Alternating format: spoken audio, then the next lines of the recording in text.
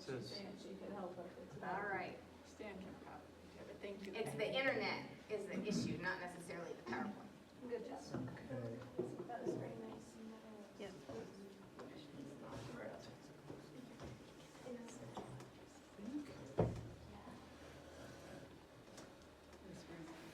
Well, the roof is just metal. Try it. It might not do it. Okay. Looks like it's doing it here. but It's still, thinking there. You have to exit the presentation. You want to come up here and do it Yeah. real quick? I'm going to pause it. And I don't know, we need to like.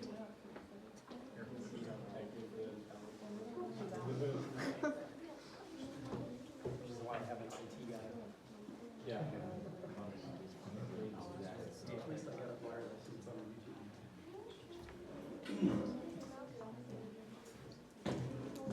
Slideshow. And is that it? And then you have to drag it over, yeah, it was, drag it all the way over to the right. There we go. Oh. And then Are you able to fill the I screen can more fill with it? screen. Oh, yeah. Oop. Okay. And then this will work. Do you have sound? Probably not. I don't know that there was sound with it. It's just a visual of through history. You can see that years are going by, and Roman Empire is in pink, and Christianity is spreading in white. And the years are going by, and what's happening? And the Byzantine Empire is in beige. And Christ followers are taking the gospel and the good news to their neighbors and to further. It has beautiful music. And then Islam comes along and starts spreading.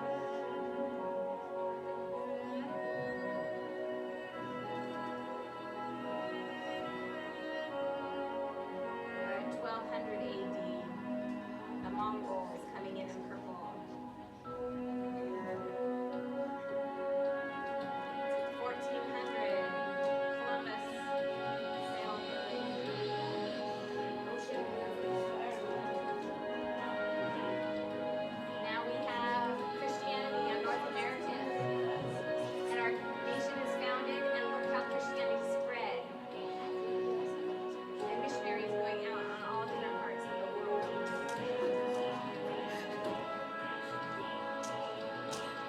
We still have a good portion of the world that needs to hear the good news.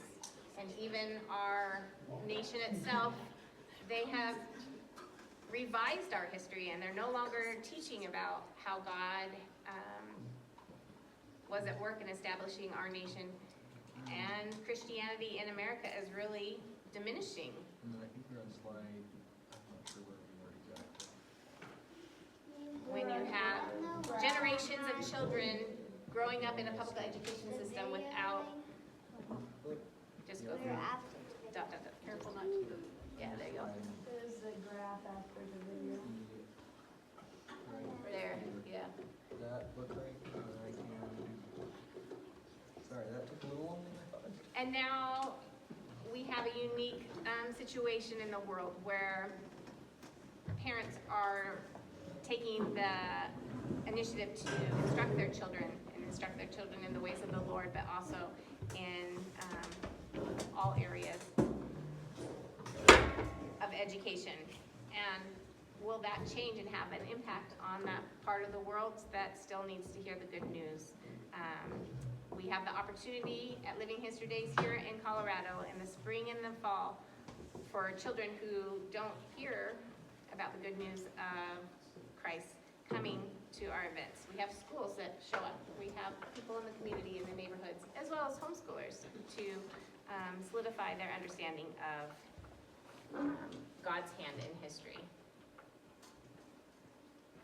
So I passed out, your application for Living History Days has our vision statement, kind of what we do and why, as well as our statement of faith. We are a group of Christ followers, but we come from many different denominations and churches that are represented, but we hold to the same gospel message that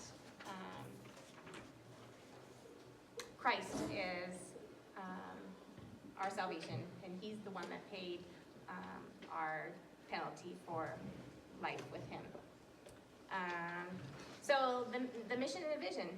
Man's most important legacy is that which is handed down from generation to generation in the form of enduring faith, character, and values. America has a rich and undeniable Christian inheritance from our nation's founding. Regrettably, this inheritance has dimmed over time, and many young citizens no longer understand its great worth or applicability. To preserve this legacy and encourage the stewardship of our representative form of government, the volunteer families and individuals of Living History Days, and I just moved the thing on accident. How do I go back? Back to the feet. There we are. Sorry. Living Histories are committed to accurate historical and religious research and representation of 18th century America, to close fellowship and cooperation among our members, and to inviting the public to step back into America's history and broaden their understanding of our nation's powerful beginnings. Benjamin Franklin said, "Tell me, and I forget. Teach me, and I may remember. Involve me, and I learn." And here is a great example of the Home Life Station with one of our volunteers, drawing in the young children to come and wash laundry like we did way back when.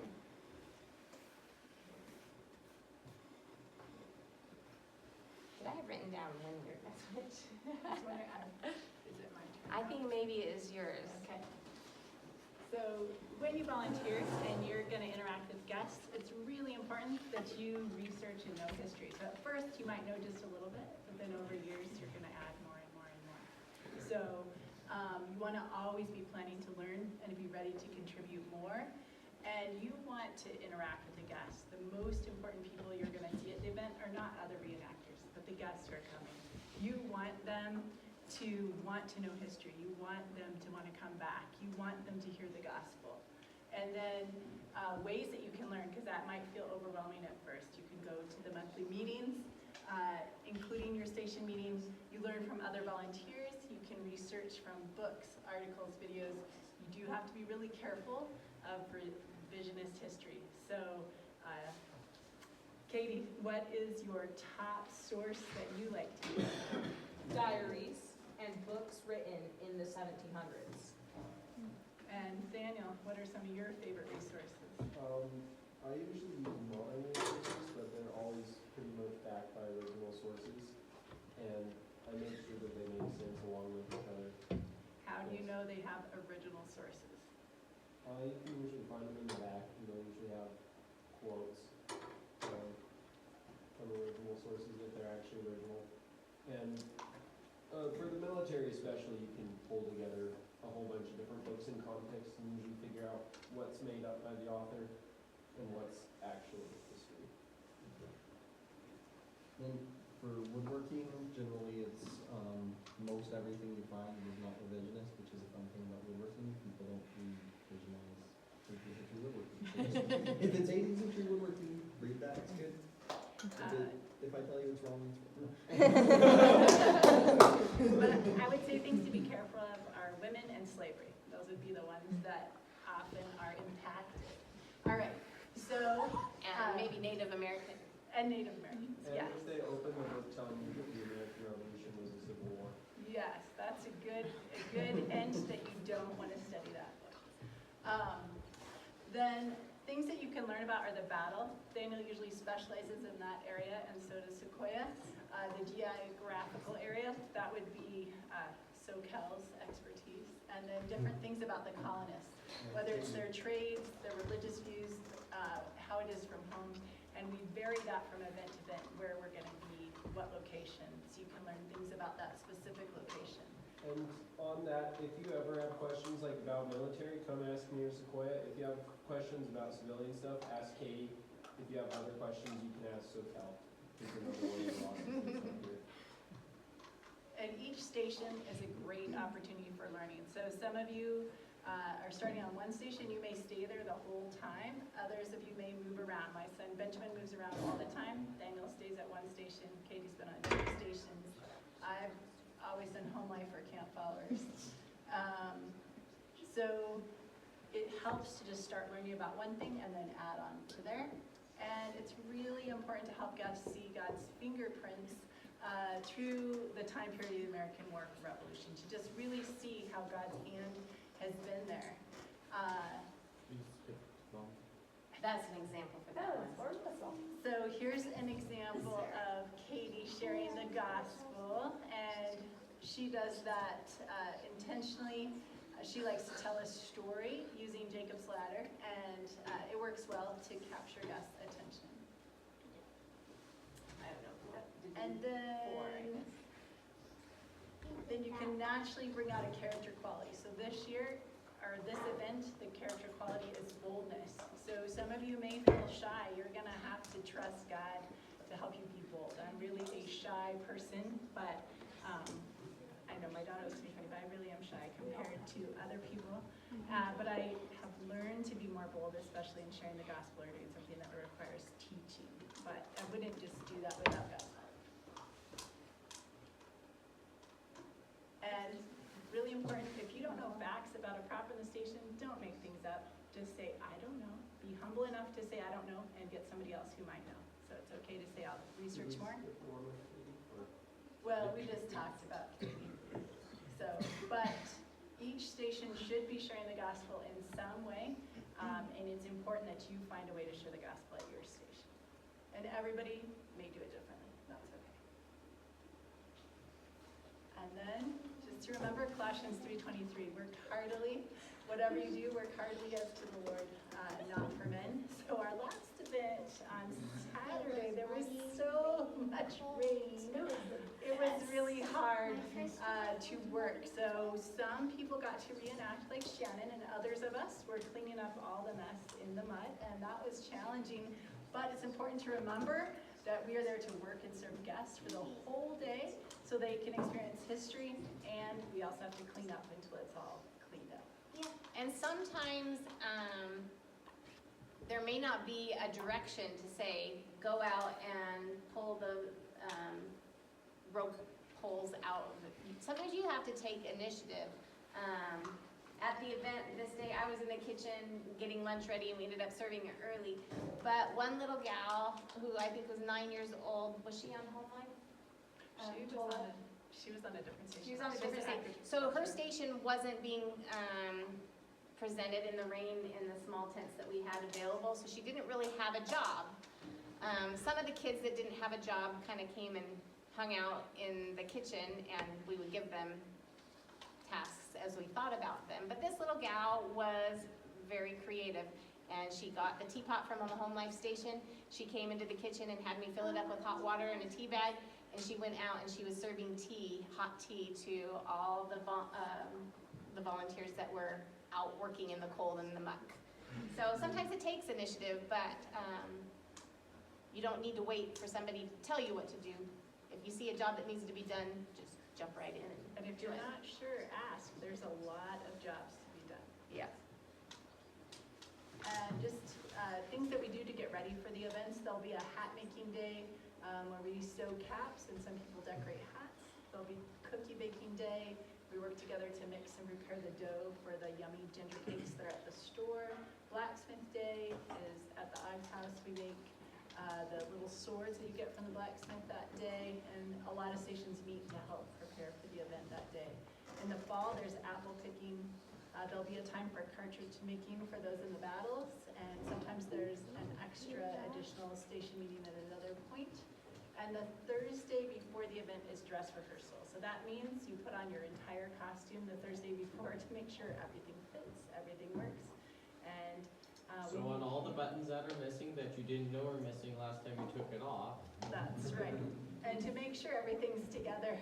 So it's really a good way to be prepared for the event. When you come to the event, the day of, on Friday morning, you show up dressed in your colonial clothes. that might be made from ceramic, horn, tin, food safe pewter. A lot of people find them at thrift stores and other places. Staying hydrated throughout the whole event is always a challenge. So having a cup that you are frequently drinking from is very important. And a number of stations have places where you can get water, so you want to make sure you're really drinking water. It can be cold for different events, so you can have a blanket that's really plain looking or a cloak, because sometimes when you're first starting, your first outfit has no cloak because there's no way you can finish that. But a blanket works, and you can use a pin to pin it closed. Safety pins are not invented yet, but if you flip them around, nobody has to see that it's a safety pin, and they'll keep it together. You need to have a container to hold your belongings. A number of people have wooden crates, and those are really nice for keeping your belongings together, or a basket.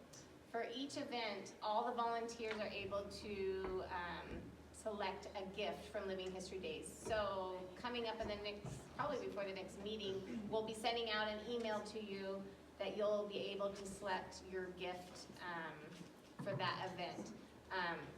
Everything from socks to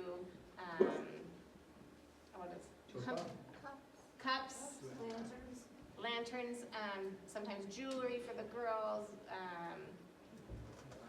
magnifying glass or pocket knives. But this event, I am finding crates, so that could be one of your gifts if you so want it. And as far as crates go, Joann's, you can get their 40% off coupon. They have those wooden crates, they have wooden crates there, so you can usually get them 40% off. So if you can't find it somewhere else, that's a nice place. My kids have also used just a wicker basket, you know, a picnic basket that kind of has a lid so that they can put their things in. At the station, we want everything, we don't want anything looking 21st century, so everything needs to be historical out there. So if you need a little snack and you need a place to put it, you can have a place to put it. And we're out in the sun, so you need to wear sunscreen. I recommend applying it before you arrive at the event and then reapplying it. A lot of people do it at lunchtime, but if you burn easily, apply it more often so that you're not getting sunburned. And then chapstick or something to protect your lips because they'll get dry. And sometimes things get torn or come apart, so it's good to have a needle and thread, a safety pin with you. And then on Saturday, we typically change out of our colonial clothes back into street clothes and finish cleaning up the field. So it's nice to bring a change of clothing to change into. And just remember to label your belongings because sometimes it's hard to know who's whose. Then event weekend. Thursday we set up. Anybody who's able to, it's really nice if you can plan your schedule to be there because it helps to have lots of hands so the work isn't as hard. I know sometimes it's not possible, but as much as possible, take that day off. Then it is fun. And then on Friday, We serve lunch on setup day and on both days of our event. So lunch is served. If you have special dietary needs, you might want to pack whatever you need for that. There's usually something for everyone, but especially kids, their energy might wane quickly. So if you have an extra snack in their pockets or in their crates, that's a good idea. so on Friday and Saturday, we get early to the event, usually about 6 o'clock. 6:30 for prayer, and then we go out and help set up the tents and prepare a station to work, and guests come at 9. And then on Saturday, it's usually 7 o'clock for prayer, and then we go. During the event, you're to be with the guests the entire time, encouraging them to participate in hands-on activities, inviting them into conversations, teaching them about history. And your plan is to be there the whole day with a short break for lunch, if you have to use the restroom or something, and then occasionally an additional short break. But you're not really planning to go see the event. You're planning to help guests enjoy the event. And then you have to have permission to leave the station, and that would be granted by your station leader. So you can see these boys working together to set up pens, and even though they're young, they know that they need to stay right there at the station. So everybody's expected to stay at their station. But within their abilities too. So like on the game station, usually my daughter Sokel is doing that station, and for these little guys, when they're getting fatigued like this, she'll say, take 15 minutes and run around real quick. And so they go and come back. Or I need you to go get a snack, eat a snack, and then come right back. That's understandable, but it's always the station leader that's in charge, and the kids aren't to be wandering off or leaving their station without having permission. The reason for this is so that we don't have stations undermanned as we've had in the past. I know at music station, there was one event where the station leader, I forget who it was that year, it was probably Mr. Crandall, but he was in having lunch, and whoever was supposed to be at the station was not. And we had visitors picking up and playing instruments and not being careful with them when there was nobody at the station. Because the station leader was unaware that whoever was at the station had left. And so props can walk, props can be damaged, and there's nobody at your station to talk to visitors who might be wanting to learn about what's at your station. All right, so then on Friday night, the event closes at 4. We have to do little things to clean up the station to make sure it's ready. We usually take down canopies or tents depending on what tent they are, laying them down, not taking them all the way down, but enough to put them on the ground to protect them, and making sure that props are put away enough that they won't be damaged by moisture or weather. Depending on what weather is forecasted, depends on how much gets put away. And then don't plan to leave until your station's ready. So don't plan to leave early. And then Saturday night, the event closes at 4. Everybody cleans up their station. Some stations take a lot longer to clean up than others. Home Life takes a long time because there's lots of parts to Home Life. Some other stations like woodworking, does it take a long time to clean up?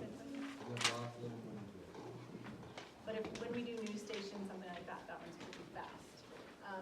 Then, like, most people take turns changing into their street clothes. You have to talk to your station leader. Some people go to change, and then they come back to work in their street clothes, and other people then go to change, and everybody's working until the whole station is clean. And you need to help carry items back and forth to the trailers, and after the event, we walk the whole field. We're picking up trash, making sure we haven't left any props out on the field, and some volunteers are needed to help clean the inside of the host church too. But that's an amazing time, I think. At the end of the event, you know, it took us all day Thursday, 8 hours to get everything set up and ready. Our event closes like at 4, and usually by 7, the last people are driving off the property. So it is amazing how Living History Day volunteers work together to get a big project accomplished in a short amount of time. I meant to find that time lapse for you.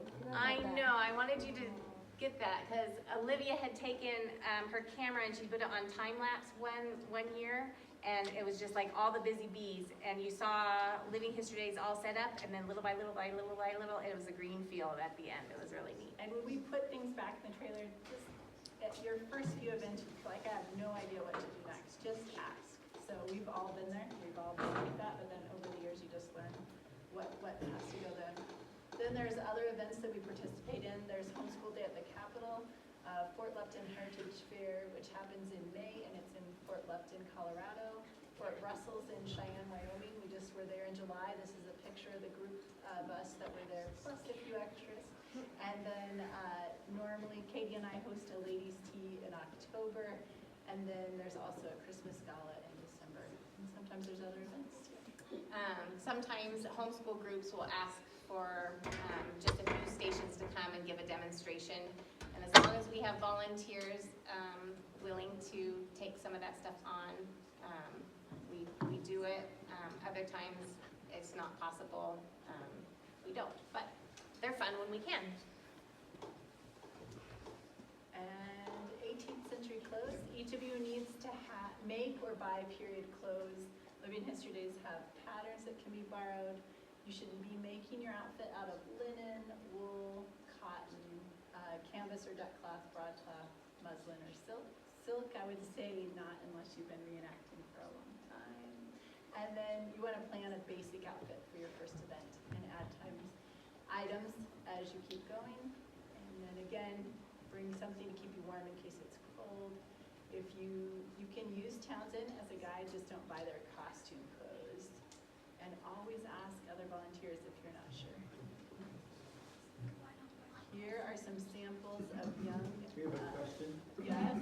Question, do boys use cloaks as well? Yes. Okay. I don't think we have a picture of one, but theirs won't have a hood. It has more of a flap in the back, but so it's like a collar. Does the Townsend magazine have an example of Yes, that? they do. Okay, okay, thank you.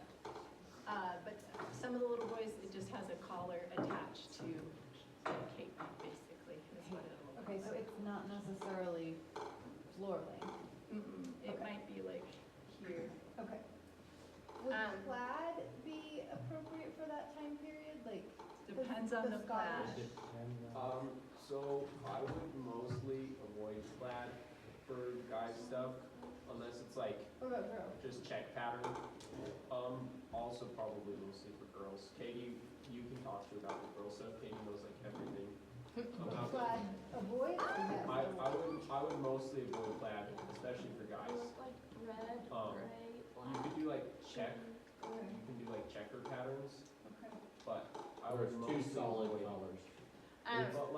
But the shirt should either be two solid colors of checker, or they should just be like a plain color, usually white. Okay, So, yeah, I think So- we're planning on that. I was just curious about the blanket. oh yeah, you could do just like a that wool on- army A blanket. gray, You could do whatever color you want for the blanket. Yeah, Okay. honestly. If it's like a woven plaid. Okay. I have a wool something or other, so that's why I was thinking, but it's plaid. Yeah, that'll work. Sorry, I thought you meant Okay. something else. No, you're fine, you're fine. That's all very good helpful stuff. Here's like a plaid like that, like if you're Yes. doing something in a Okay. kerchief There or were something. Okay. immigrants from Scotland, so Well, there that's what I was, thought. there were tartans Yep, in Okay. the New World. so I can use that as a blanket coat. Yeah. Okay. So this picture doesn't have military on it, but in another picture, there's at least one example. So these are different hats. None of these happen to be tricorn in their, so a tricorn is your standard hat in the 18th century, but these are also flat round. A Voyager cap looks more like a pointed knit cap with a tassel on the end. A Monmouth cap is a flat cap on your head that's knit. A men's work cap is made out of like a woven fabric, and it fits tight on your head. And a Highland bonnet is a Scottish bonnet. And then, If anybody needs help on at least men's clothing, because I know quite a bit about men's clothing, email me. I have information on all bits of clothing. And you can see, you can do the short breeches, or you could do full-length ones as well. Full length, or trousers or overalls, which are the long pants, are not as common earlier time periods until about the 80s. Then they became more common. so It's always best to stick with breeches. Breeches, waistcoat, shirt. Guys should all be wearing breeches, waistcoat, and a shirt. That's just the safest. and you can see these shoes, they can just be simple dress shoes with or without a buckle, or moccasins. And then, Just try to avoid laces, because those aren't. yes. And here's for ladies, you're gonna have a cap, which is the white part on your head, and then you might pick a straw hat. Your short gown or your jacket is what you have on the outside. There, and then the fit shoe is your scarf, which might be tucked in or worn outside, and then your petticoat's the skirt. It should be at least mid-calf or go to the ground. You're gonna wear stockings, or at least they need socks that go to your knees. Simple dress shoes with or without a buckle or moccasins. The chemise is a long-sleeved undergarment, and then some sample example colors, you might pick brown, blue, yellow, orange, red. And the fabric print, you don't want it to be tiny like calico. If you're not sure about the pattern, ask someone, because some patterns are period and some aren't. So if it looks like Little House on the Prairie, you don't want it. Yes, but stripes are good, simple plaid is good, usually just a couple colors in the plaid. For the September event, the temperatures are usually warmer, and going barefoot is perfectly good. And a lot of our volunteers prefer that. Is that for the girls and the boys? For the girls and the boys. So, Not woodworking, though. No. no, Not woodworking you can't, and military you can't. But game station, I think SoCal is barefoot more often than wearing shoes. Someone tried it once at the blacksmith station. I know. And avoid zippers, lacing on shoes, so zippers are not period. That was your son-in-law. All right, we are passing the baton to the military station. For safety, even though you are not on the military station, we are around the muskets with live fire. We're around their different things. So they're gonna give us a little, There's not really anybody new who's going to be in the military right away, so I won't go into some of the stuff that I usually would do. But it's best that you kind of know some of the safety procedures that we have. I brought out some props today. This is my musket. It's a flintlock weapon, fires using flint and steel. It is an actual firearm. It's not a toy. This is fully capable of, thank you, fully capable of killing somebody. This thing, you don't even have to have a projectile bullet in the barrel for it to kill somebody. Just the power of the powder going off can kill somebody. So, these are not toys, and we have a bunch of safety procedures in place for these. Of course, all weapons should be treated with the universal firearm safety rules. Could somebody please state those real quick? I'm looking back row, guys. All weapons must be treated as if they're loaded. All weapons must be treated as if they're loaded. Keep your finger off the trigger and out of the trigger guard until the sights are on the target and you're prepared to shoot. Okay. Never let the muzzle of the weapon pointed at anything you're not willing to destroy. Yep. Always be certain of your target beyond. Always be certain of your target beyond. I don't think I changed the slides on here. I did have them. Okay, I wrote these out. Now, there's a couple that don't always apply to this weapon. Like when we're on the battlefield and we're demonstrating these, being aware of your target, what's beyond it, to the right or left of it isn't necessarily a big factor, but it's because we don't have to worry about over-penetration and things like that. But it's still important that you're knowledgeable of what's downrange of your weapon. I'll cover that in just a minute.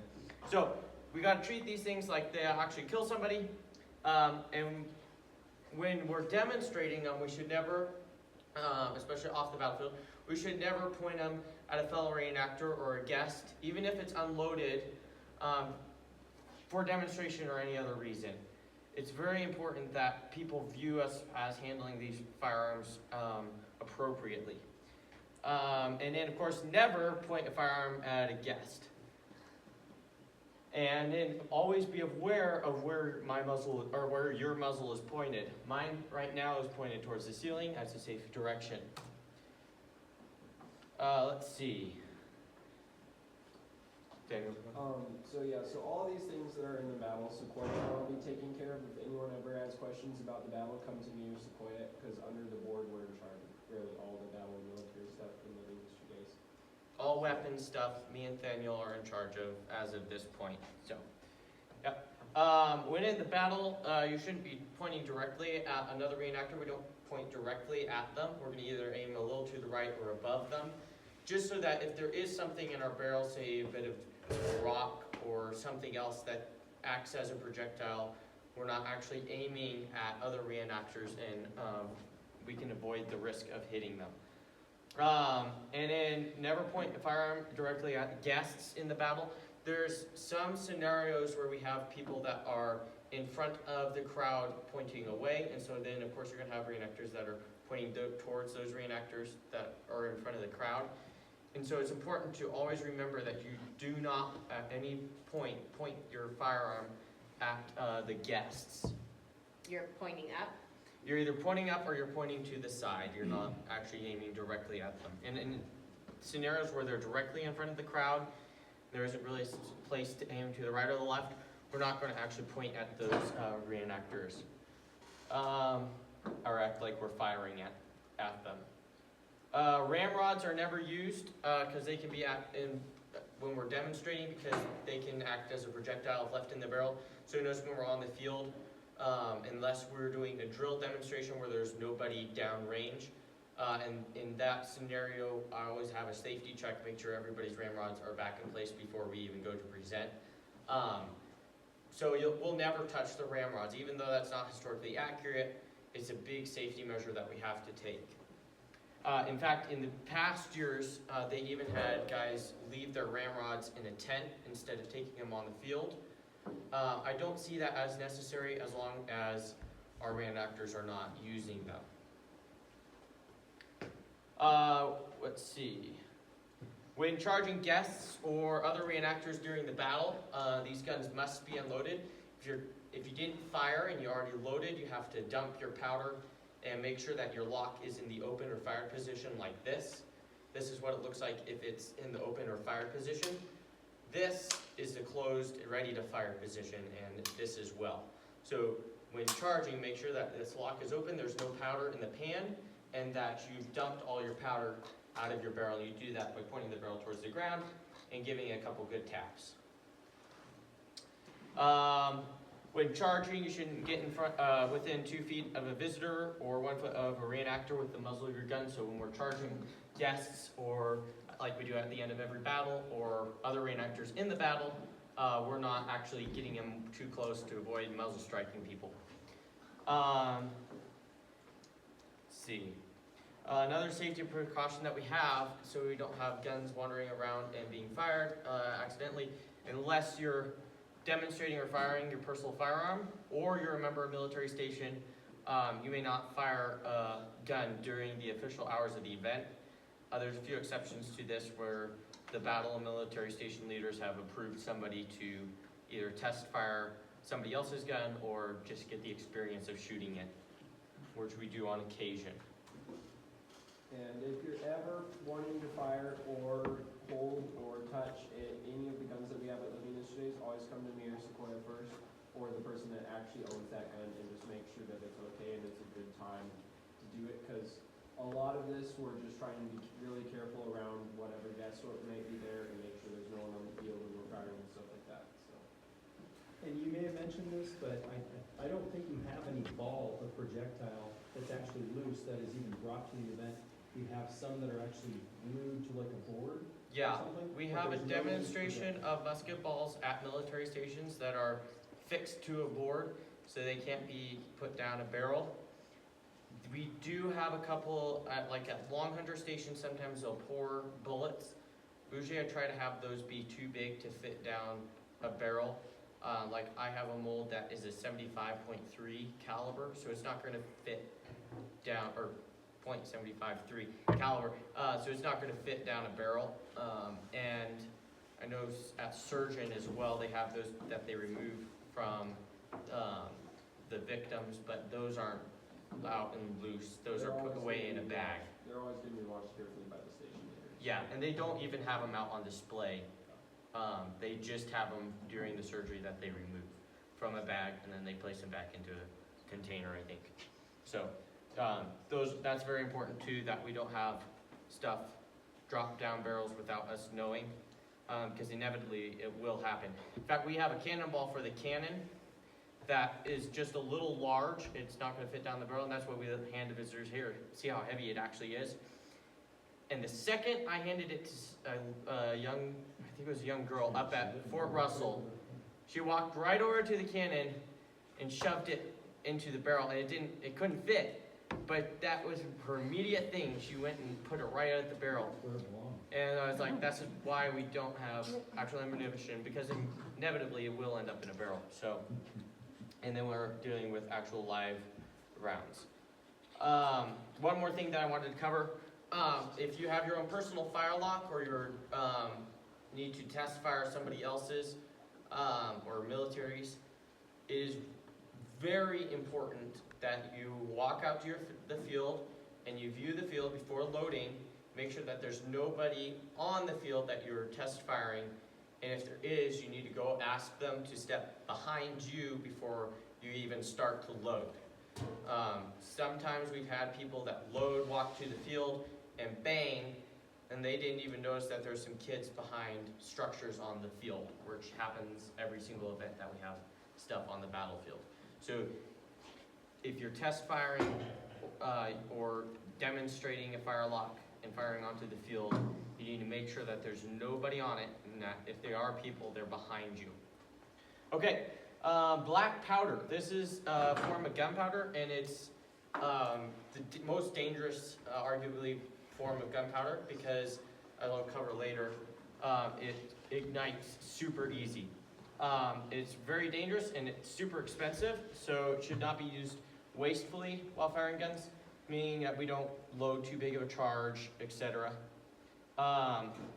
It's got to be kept away from flame, impact, or friction, because even the smallest little impact of you bumping it can set it off sometimes.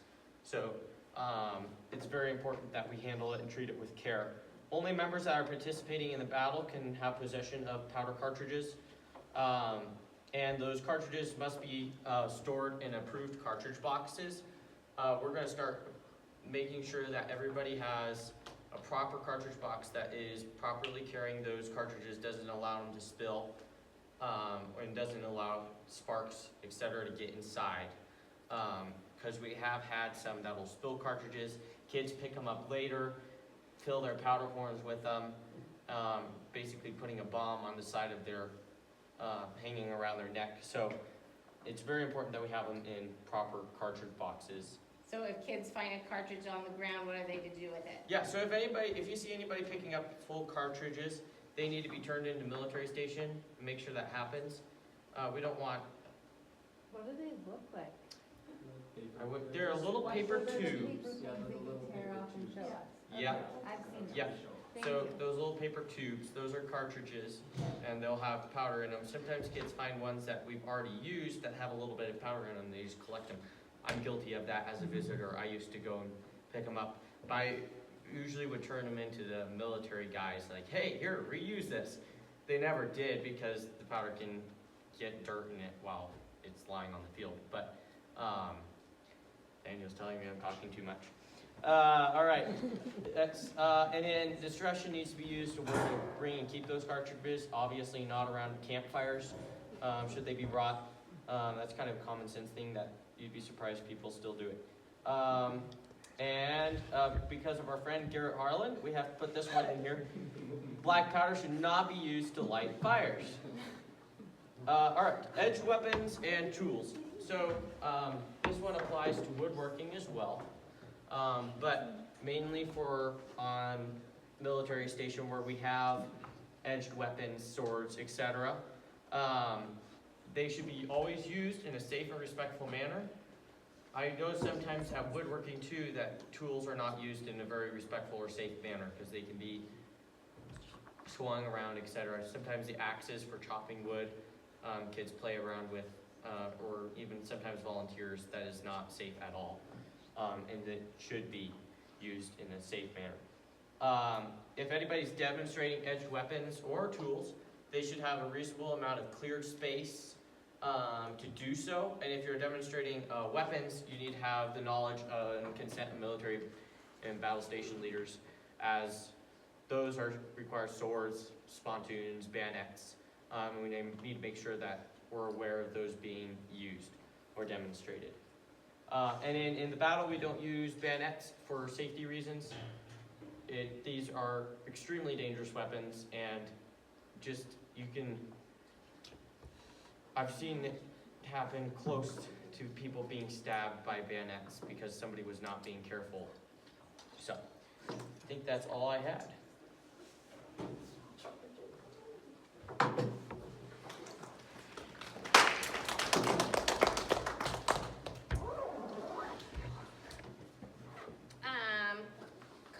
conduct, you guys all had that on your application that you filled out.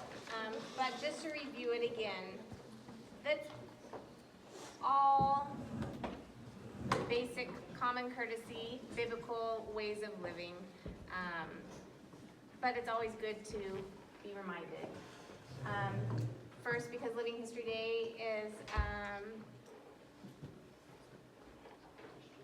intent on sharing the gospel in all circumstances, that each individual volunteer needs to be growing in their relationship with God and their faith, so that they can be better equipped to serve and to minister to others.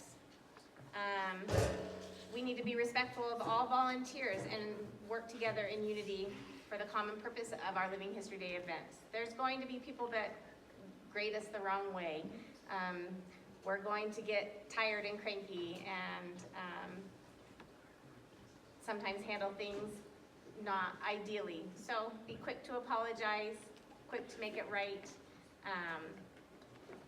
Handle difficulties with gentleness and self-control. For safety, we will avoid being alone in an enclosed space like a tent or trailer or classroom with children or someone of the opposite sex not related to me, unless there is another adult present, so that all conduct even has the visibility of looking like things are right. We don't want any opportunity to be accused of things that are not handled rightly. Here are a few couples from Living History Days, because this happens. Many of Living History Day volunteers find their partners. So with relationships that are special, we want to handle them with biblical character, with maturity and purity. We never want the relationship to detract from the focus of Living History Days. All three of these were relationships that were budding at the time when we were first starting to volunteer, and I was very impressed with how they handled their relationships. They were volunteers first. Outside of Living History Days, that's when they had opportunities to grow in their relationship with each other. So they weren't sacrificing the time spent with their station members and being exclusive with their partners, but they were exemplary in how they handled that. And we want to continue using godly examples. All of us need to be growing in our understanding of 18th century history. So we can all be contributing to Living History Days. Each event, make it purposeful that you're adding just a little bit more knowledge, something new with your outfit, a new biblical application. We need to be accountable for our commitments. The summer monthly meetings is a challenge. You know, family vacations happen. It's hard to juggle our schedules, but as much as possible, try to keep our monthly meeting schedule free. That's when we get to bond as a group and we get to work together as a team. Dress modestly, be a good steward of all the equipment and property that we have. The churches are a blessing to us. They allow us to use their facilities. When we walk past a piece of garbage on the ground, stoop down and pick it up. When you have lunch, don't leave your plate and your cup there. You clean up after yourself. Leave no trace.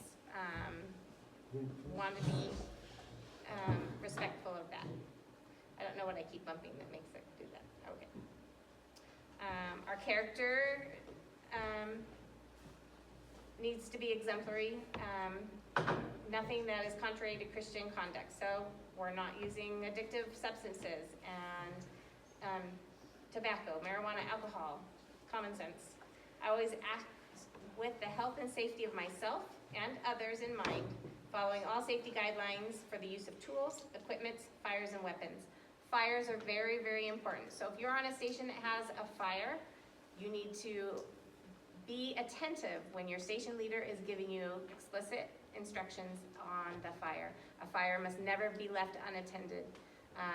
The reason why we use our historical fabrics for our costumes is if you're wearing a polyester skirt and you're around the fire, you're gonna be at great risk of being burned. So make sure that we're always being careful with that. A violation of any standards of practice and conduct will be handled in a timely manner, and it may result in a warning or corrective measures. Living History Day pursues reconciliation and restoration for all parties as a first priority. If something comes up in your station and there's a conflict, handle it immediately. First with the person that you have the conflict with. If you need assistance, request the station leader to help solve a conflict. The board members are always available if extra input is needed. Let us consider how to stir up one another to love and good works. It's catching when we're all working hard together, other people want to work hard. If we're being lazy and sitting down and goofing off, more and more people will sit down and goof off with us. So, is that the end? We're done.